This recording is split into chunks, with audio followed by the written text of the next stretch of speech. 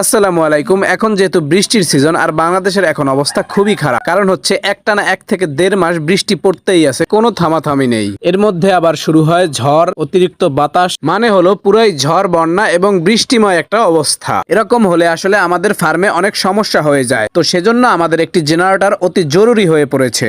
তো আমরা যেহেতু সিদ্ধান্ত নিয়ে ফেললাম যে আমরা একটা জেনারেটর কিনবো, তো চলে আসলাম বরিশাল চকবাজার মেশিনারিজের দোকানে। এখানে আসলে আমরা আগেই দেখে গিয়েছিলাম জেনারেটরটা। তো আমরা গিয়ে ওনাকে বললাম যে আমাদের জেনারেটরটা আমরা নিব। তো উনি বের করলো, বের করার পরে হচ্ছে উনি কোন জায়গাতে কি এগুলো আমাদেরকে বুঝিয়ে বলতেছে। এরপরে আমরা বললাম যে না, খুব সুন্দর, আমাদের পছন্দ হয়েছে। তো এরপরে আমি বললাম যে আপনি আমাদেরকে একটু স্টার্ট করে এবং সবকিছু ডিটেলসে বুঝিয়ে দেন। তো উনি বললো স্টার্ট করতে হলে মোবিল লাগবে, এরপরে হচ্ছে তেল লাগবে। তো কতটুকু মোবিল দেওয়া লাগে তেলের সাথে এগুলো উনি বিস্তারিত বুঝিয়ে বলল। এরপরে আমি দাম দর ঠিক করে ওনাদেরকে মেমো করতে বললাম, উনি মেমো করলো। মেমো করার পরে আমি হচ্ছে ওনাদেরকে টাকাটা বুঝিয়ে দিলাম। বুঝিয়ে দেওয়ার পরে ওনারা বলল যে আপনারা কি ব্লগার নাকি? তো আমি বললাম যে না আঙ্কেল, আমাদের একটা পেজ আছে, তো আমরা পেজ নিয়ে কাজ করি। তো উনি বলল যে ভালো, মাশাআল্লাহ, খুবই ভালো, আপনারা এগিয়ে যান। তো এরপরে আমি ওনাদেরকে টাকা পয়সা বুঝিয়ে দিয়ে জেনারেটরের এখানে আসলাম। আসার পরে উনি মোবিল নিয়ে আসলো। মোবিল নিয়ে এসে কতটুকু পরিমাণ মোবিল দরকার সেইটুকু পরিমাণ উনি পরিমাপ মতো মোবিল দিল। এরপরে হচ্ছে